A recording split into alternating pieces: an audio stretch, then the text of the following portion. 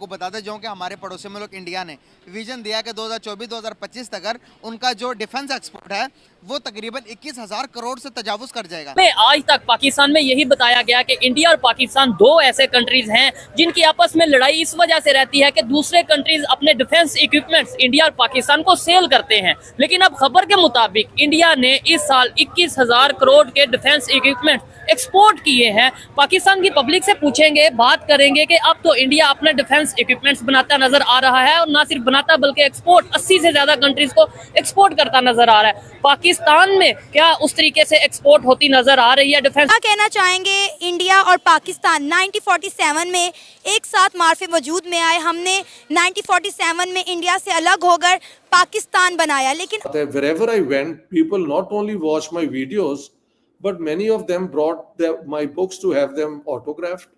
नमस्कार दोस्तों, भारत हथियार बनाने की टेक्नोलॉजी में इतना ज़्यादा आगे निकल चुका है कि भारत खुद अपनी पूर्ति कर रहा है। साथ ही भारत दूसरे देशों के लिए भी बड़ी तादाद में हथियार एक्सपोर्ट कर रहा है, जिसे देख कर के पाकिस्तानी इस वक्त काफ़ी ज़्यादा परेशान है। पाकिस्तानियों का कहना है कि पाकिस्तान सिर्फ चाइना की मदद से ही हथियार बना सकता है, वो भी कूड़ा और कबाड़ की तरह होता है, क्योंकि चाइना बचा कुचा हुआ माल पाकिस्तान को दे देता है, जो कि समय समय पर चलता भी नहीं है, जिससे पाकिस्तानी इस वक्त काफ़ी ज़्यादा परेशान नज़र आ रहे हैं। अगर डिफेंस के बजट की हम बात करें, डिफेंस की बात करें, तो क्या हम अपने डिफेंस के आलात बाहर एक्सपोर्ट करते हैं या नहीं करते? अगर कोई अपने डिफेंस के जो सामान हथियार हैं जो बाहर एक्सपोर्ट करे तो उसको मुल्क को क्या बेनिफिट्स होते हैं?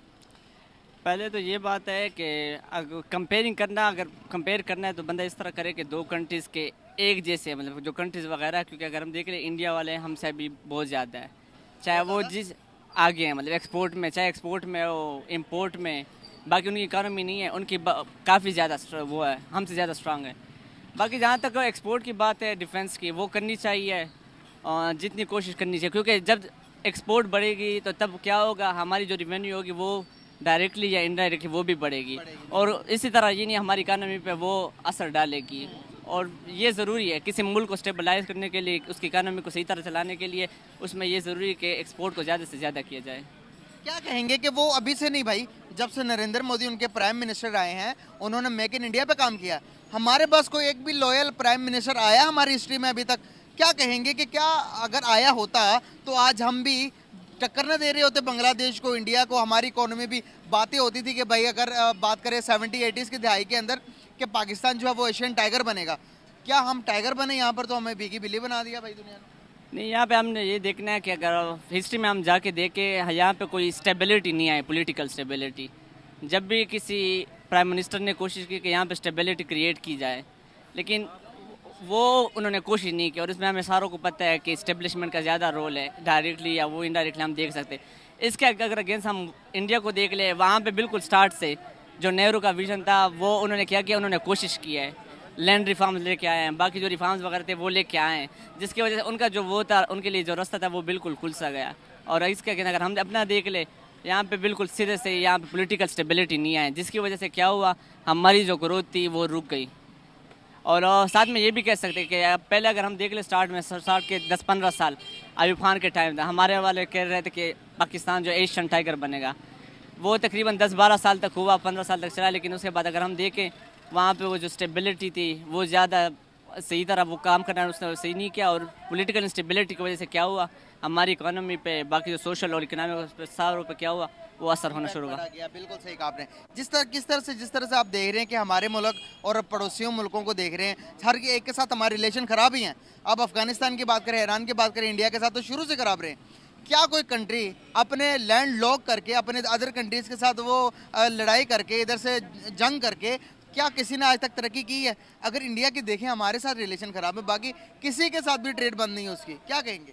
नहीं, ये तो आजकल के ज़माने में अगर हम देख ले ग्लोबलाइजेशन का दौर है और इसमें ये ज़रूरी है कि एक कंट्री का नहीं दूसरी कंट्री के साथ राब्ता रहा हो। पहले भी अगर देख ले, इवन के उस टाइम में भी था, अगर पुराने ज़मानों में यहाँ पे सिल्क रोड था, और अभी अगर हम देख ले ग्लोबलाइजेशन का दौर है, इसके वजह से कोई मुल्क ये तरक्की नहीं कर सकता कि जब वो क्या हो कि दूसरे मुल्क के साथ क्या करे, एक्सपोर्ट बंद करे। हम अपनी मिसाल दे सकते हैं, ईरान के साथ हम नहीं कर सकते, इंडिया के साथ हम नहीं कर सकते, अभी अफगानिस्तान के साथ हमारा मसला चल रहा है। तो ये बहुत बड़ा मसला है और जो पॉलिसी मेकर है उन्हें चाहिए कि इन पे गौर करें और सबसे पहले कोशिश करें कि जो हमारे नज़दीक के ममालिक हैं, बजाय आप वेस्टर्न यूरोप में जा रहे या यूरोप में अमेरिका में जाए, हमें कोशिश करनी कि अपने नज़दीक ममालिक के साथ क्या उसके साथ एक्सपोर्ट भी बढ़ाए और जो हमारी इंपोर्ट है उसके साथ भी वो जो बैलेंस है वो क्रिएट किया जाए सही तरह।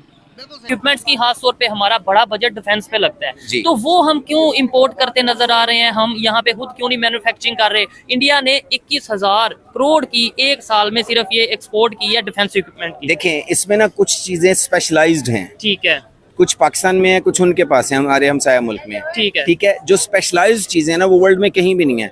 जो पाकिस्तान से जानी है वो जानी ही जानी है। उनका कोई, हमारी वाक एंड में फैक्ट्रीज हैं जी बिल्कुल, जो बहुत ज्यादा वर्ल्ड क्लास लेवल की ठीक है, चीजें प्रोड्यूस करती हैं और वो एक्सपोर्ट हो रही हैं। इनफैक्ट बहुत सारा टेक्नोलॉजी में हम लोग, हमारे पास रिसर्च बजट नहीं है, हमारे बच्चे बहुत ज़हीन हैं, वो है। काम करते हैं, मेहनत करते हैं। जो कोई बंदा नई चीज ईजाद करता है उसको सपोर्ट ही नहीं किया जाता। आज इंडिया कहां से कहां पहुंच गया है और हम आज कहां स्टैंड कर रहे हैं? देखिए जी, फर्स्ट ऑफ ऑल तो हमें ये एडमिट करना पड़ेगा कि कहीं ना कहीं पे हमारी जो प्रायोरिटीज़ हैं वो पीछे रह गई हैं इंडिया से, और हमें ये एडमिट करना पड़ेगा। जब तक हम एडमिट नहीं करेंगे कि हम इंडिया से किसी ना किसी मुकाम पे पीछे रह गए, तब तक हम आगे मूव नहीं कर सकेंगे। तो जब हम ये एडमिट कर लेते हैं कि वो हमें पाकिस्तान से इस सेक्टर में आगे चले गए, तो देन हमें उनको इम्प्रूव करना है। सबसे पहली जो चीज़ है, हमें जो हमारा एशिया है, हमें एशियन बन के सोचना चाहिए, पाकिस्तानी इंडियन से भी हट के। क्योंकि आजकल का जो दौर है, अगर आप यूरोपियन यूनियन को देखें, अगर वो यूरोपियन यूनियन बना सकते हैं और बिलियंस डॉलर्स के वेपन्स वो हमें एक्सपोर्ट करके आपस में हमें लड़वा सकते हैं, तो वाई नॉट कि हम उनको अपनी एशियन यूनियन बना के उनको ही एक्सपोर्ट करें। इसलिए नहीं कि वो आपस में लड़ें, कम से कम हम इस काबिल तो हो जाएं कि उनसे ना लें। तो ये हमें कहीं ना कहीं सोचना पड़ेगा।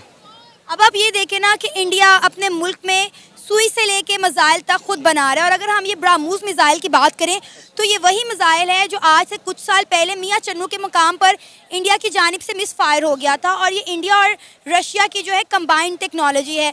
और हम देख रहे हैं कि गुजरते वक्त के साथ साथ इंडिया के रशिया के साथ ताल्लुकात बहुत ज़्यादा जो है वो बेहतर से बेहतरीन होते जा रहे हैं। ये लोग आपस में टेक्नोलॉजी शेयर कर रहे हैं और इसके साथ साथ इंडिया अपनी टेक्नोलॉजी पर खुद काम कर रहा है और पूरी दुनिया पर गालिब आता हुआ दिखाई दे रहा है।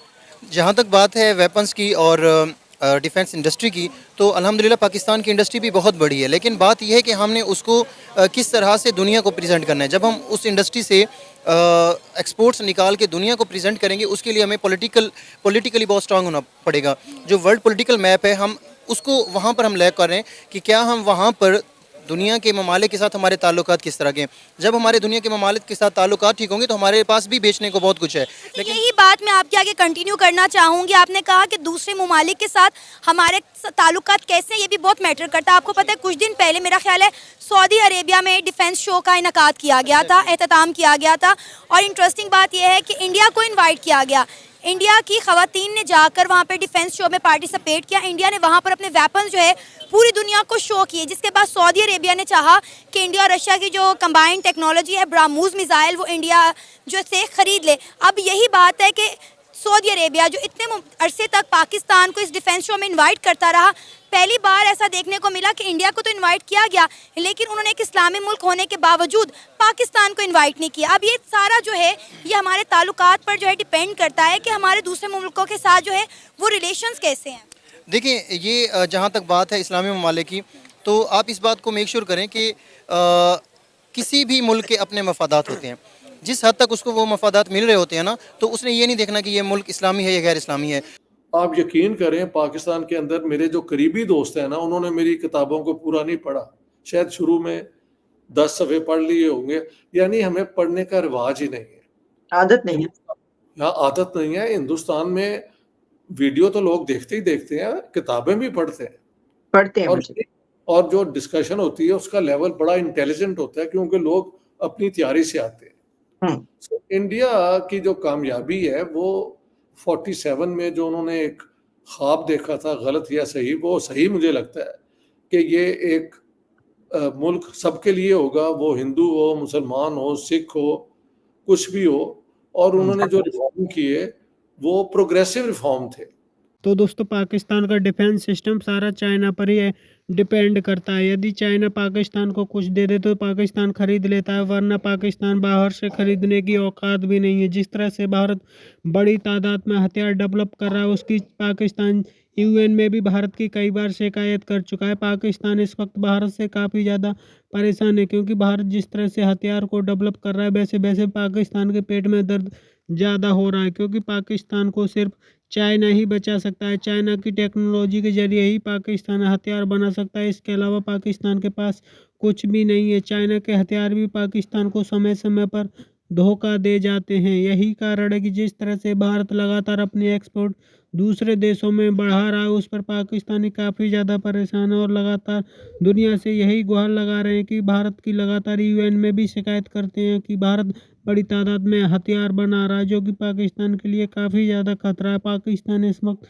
पूरी तरीक़ा से कंगाल हो चुका है। पाकिस्तान के पास खरीदने के लिए कुछ भी नहीं है। पाकिस्तान खुद बना भी नहीं सकता। दूसरों को भी देख कर के पाकिस्तान को काफ़ी ज़्यादा जलन होती है और पाकिस्तानी सरकार इस वक्त काफ़ी ज़्यादा बेचैन है। आपकी क्या राय कमेंट में ज़रूर शेयर करें। यदि आप चैनल पर नए, चैनल को सब्सक्राइब करें। वीडियो पसंद आए तो लाइक करें, कमेंट करें और शेयर करें। जय हिंद, वंदे मातरम।